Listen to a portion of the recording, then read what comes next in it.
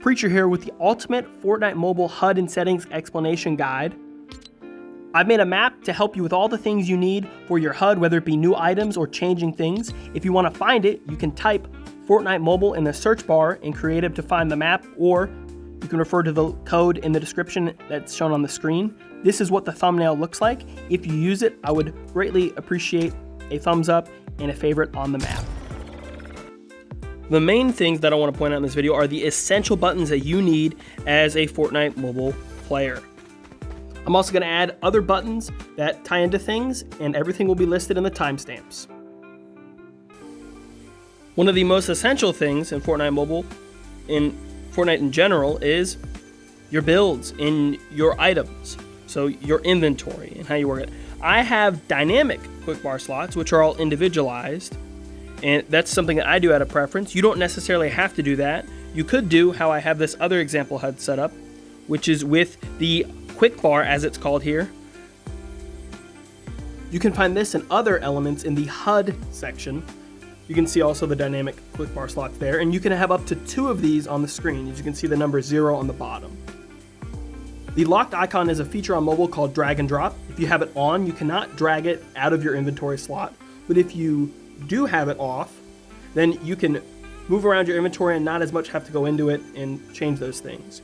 You can also adjust what this slot type is, meaning either one can be set to builds and one can be set to your guns or the other items in your inventory, if that's what you want.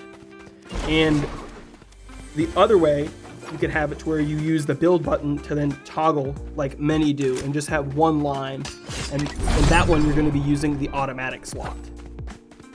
In order to use those builds and those items, whether it be weapons or consumables, you're going to need a fire button in some form or fashion.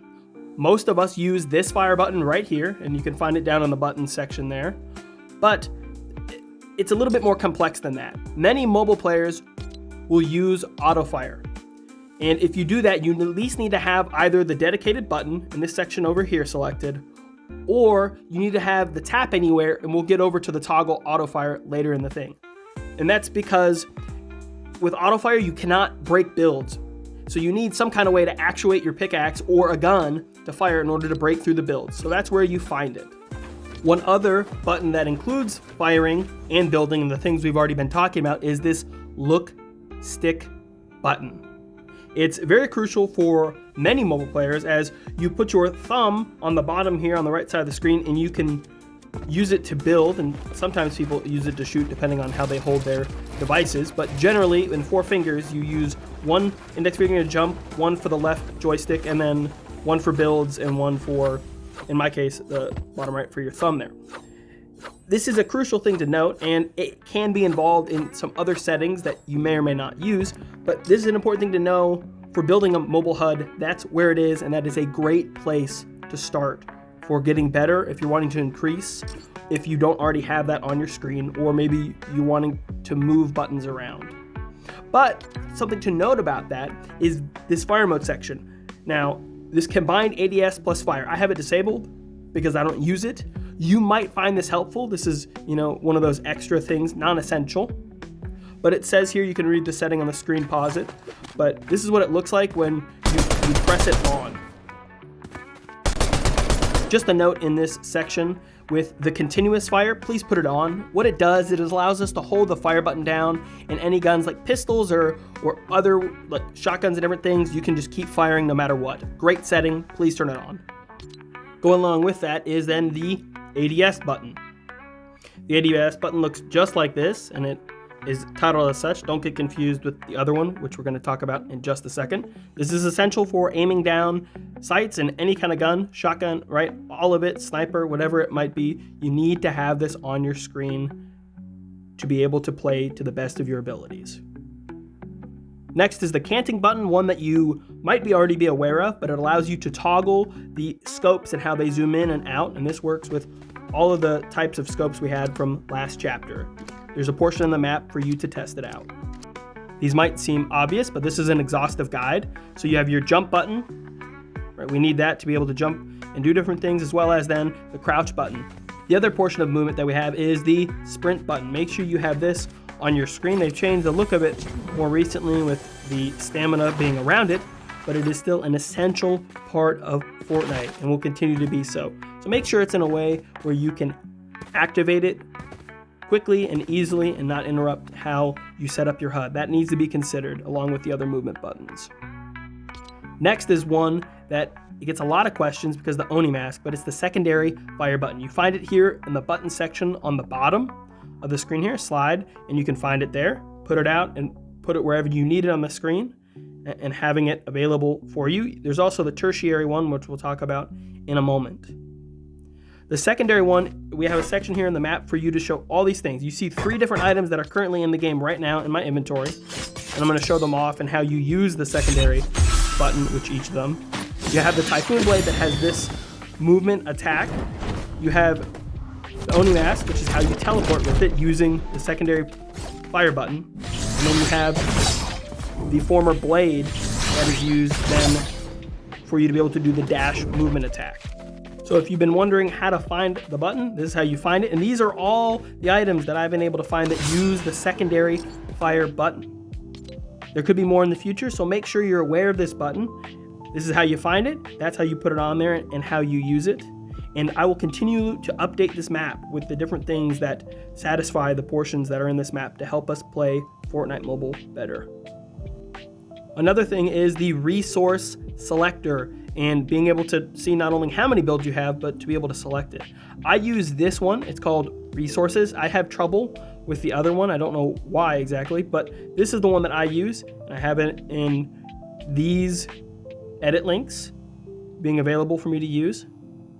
It's really essential that you can not only see what you have in all these different categories, but the big part is then be able to switch them. Your HUD is not good if you cannot switch through the 3 builds to be able to produce the build that you want in any situation. If you need to use wood, brick, right, metal, whatever it is, you need to be able to switch through those regularly. So make sure you have a button that is tailored to what you need as a player. I know I mentioned it some earlier, but if you need to find the build mode button screen and how to change it, it's here on the bottom of the screen. Use it where you like. It, to me, is optional depending on what HUD you have, but it's there if you need to know where to find it in case you can't. Next is editing and the edit button. Currently here on my HUD, I have what is called the edit, toggle, and reset button. Now, it's important to differentiate this, as we'll see in a second, of how this impacts the buttons you use and the settings you want to play with, okay? One of the biggest things, though, to start with editing, regardless of which button you use, is when we go to your HUD, it's going to usually fill it into the edit links. And what I mean by that is which mode it's in. You see how I only have one here. When you want to edit faster and not rely as much on the game and switching things, you want to go into each of your modes like I have here. And you see when I go to the edit links and see what portion of the mode it was only in builds. And I have one in edit, so on and so forth. That means when I switch to those modes, the button's already there and it allows me to play quicker. Now to the settings. It used to be called edit on release. Now it is called auto confirm edits with all these different options. And so here you have auto confirm edit. And so when you release it, then it'll do what edit on release was. It's the same thing, just a different name. Currently with my button that I have, the red one in this, I can use that. Now I say only that setting because when you go into toggle it and to do different things, it's going to change it. Here you see this example HUD that I have of someone that uses a different one. It has the regular edit button. You can see that because of this right here. It just says edit under the title of it, what kind of button it is, and it doesn't have the red arrow. Now, if you want to use it, that setting is going to work exactly the same. The problem is going to come when you go to then reset build. If you're going to use the regular edit button, you're going to have to change what binds you have in that respect. So you see here, I have a different button that I'm using to reset, and I'll show the other difference with the other HUD in a second. But if you want to use the regular edit button, in this button, you're going to have to go to this setting, auto confirm both, and that's going to be reset and edit. This allows you to then have a 2-button reset and then use edit on release as we formerly called it. Moving back then to the HUD that I use, we'll go to this. If you're going to use the red arrow edit button, you see if I had both of these settings on, it's not going to work. Now I go into more detail on this in my scroll wheel reset, one button reset video. So if you want to watch that video, you can go ahead and watch that. If you have both of these settings on, then you cannot use that red arrow. It's not going to work. You're going to need to go back into the settings, and then you're going to need to have it on to what I had earlier, which is auto confirm edits on just edit. And then this will then work fine again. You might feel like you broke the game and whatnot if you do it the other way. The other thing is to note that now this check arrow is what my reset button is. Before, right, if you had the regular one, the regular edit button, you needed that arrow. Here we have this check mark and it will reset for us. And so we don't need to have the reset settings set to reset or both. It'll give us a 2-button reset like this. This is important to note the differences between how each of the buttons are used and ultimately what settings they then impact and how you want to play.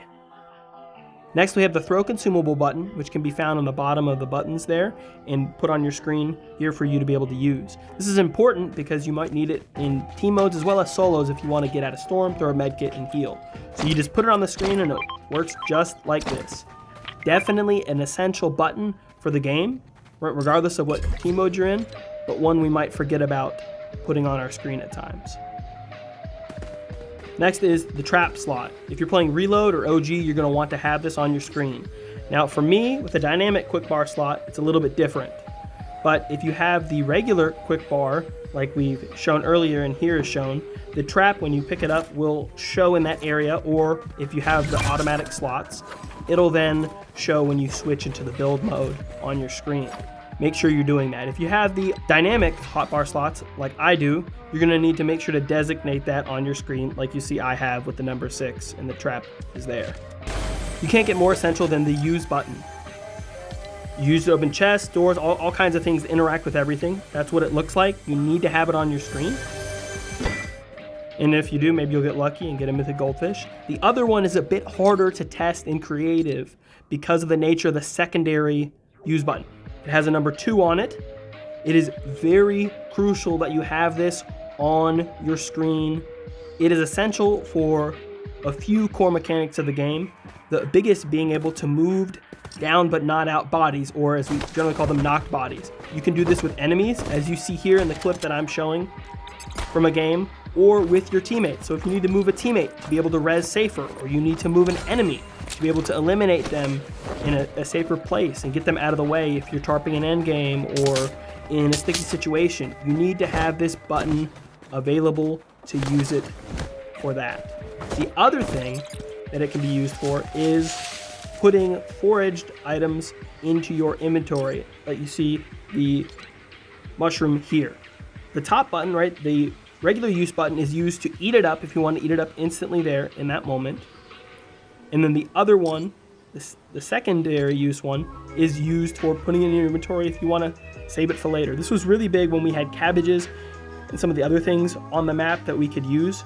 And please make sure the buttons are not overlapping so you can adequately help your teammates. The other thing is this individual HUD mode section. Now each of these buttons on the map will spawn one of these things that you see here, except for the Brute or the Rocket League Racing car. And this is for you to be able to figure out what you might want to change and to not do it in a match or anything. To come to this map, edit those HUDs for whatever it might be. The drift board might be coming back soon in OG, or the quad crasher, some of these other things. So go in here, spawn what you need, get into the car and see what you want to change about your HUD, okay? This is about making sure your HUD is at the best it can be for you so you're not messing up, so you can be able to swap to guns if you're in a vehicle. You can swap seats properly. That's one of the big things that gets a lot of us is this swap seat button. Now what's confusing is at the bottom of the screen, there's 3 ones that look like this. Now if you pull it up, it'll tell you what it is. Cycle weapons up, cycle weapons down. And then you have this switch seat one. I know a lot of mobile players that sometimes have this in a very not optimal place in certain HUDs or certain things. So you might want to go ahead and take care of that, especially with the involvement of vehicles in our game. One of the things that I did is that I went into my HUD layout and I made sure it was somewhere that I knew I could switch easy with it and that wasn't covering up any of the things that are there. And I also changed the edit links to make sure that it was not on my combat HUD because I was having a lot of problems with it showing up. I went through and I just put it in all the vehicles, and then I put it in none of my regular HUD because I don't need it in anything but those. So that's one of my suggestions for you to use editing these HUDs. Given that you might be making lots of changes to your build pieces and other things, I've added a 1v1 and free build area for you to be able to test out those things and to maybe play a couple friends while you're waiting along the time to figure out and tweak your HUD, as you can continue to do it in this map. The newest version of the map also adds a reset builds button to that area to make it more enjoyable and easier for you to not only test your builds, but then 1v1 other people. Another very essential piece to playing on Fortnite is the map. Of course, you probably didn't forget about it, but I added it in this section with some of the extra buttons because some people might have on their default HUD and just never got rid of it and use this map button that pulls open the map. If you need it, please use it. I've not found a reason to use it, mainly just because of how I play. But if you're going to need it, you can find it down in the bottom of the button section and it'll pull up the map and make it easier so you don't have to pull your finger off the map, because I know I've been eliminated multiple times by that, so maybe I should use it more. I just think it's more personal preference. Another button that's personal preference is the repair builds button, or healing the builds, however it is stated. I don't use it. Maybe I should use it more. Maybe I'm missing out, but I think that's a personal preference button. And another one with that is then a reload button. You can double tap all of your guns on mobile to reload. I don't think that's a toggleable setting. You can't turn it off. So I just took it off because it was cluttering up my screen, and I can just double tap whatever gun I want to reload it. Again, personal preference, and it's up to you what you want to put on your HUD. We finally get to one of the last portions in this map, which is the Tertiary fire button. There is an edit station for you to be able to mod your weapon and put the thermal scope on it in order for you to use this setting, because that's how you use this button, not with any of the other things. But if you put it on, what this does, it allows you to toggle the thermal in and out. Very niche, yes, but you might want it, you might need it in the future. I don't know if this is going to come back, so that is how you use it. Some forgotten buttons are the block button, which can be used, I believe, with lightsabers, but also with swords.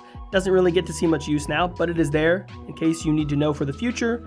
And this focus event button, which is not used in almost anything anymore. It had some specific purposes, but it is there for doing some of the different things, but doesn't see a whole lot of use anymore. Moving on to a button that is preference, in my opinion, which is the auto fire button. You might want to use it. I like having it on toggling for some of the things I've been messing with.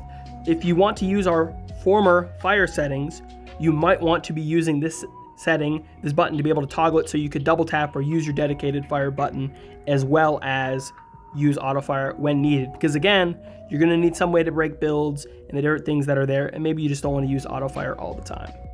The last few things, couple rapid fire. You have FPS. You might want to monitor that in case for your drop in frames. Same thing with ping to get better performance. Make sure you have the battery thing so you know what your device is doing. Push to talk in case you need to toggle your mic, turn it off and on. Elimination feed, as well as with that, your health bar and your teammate's health bar. Keep those on so you know what your teammates are and you can help them if at all possible. Thank you for watching. Like and subscribe for more, and I'll see you in the next one. YouTube thinks you'll like this.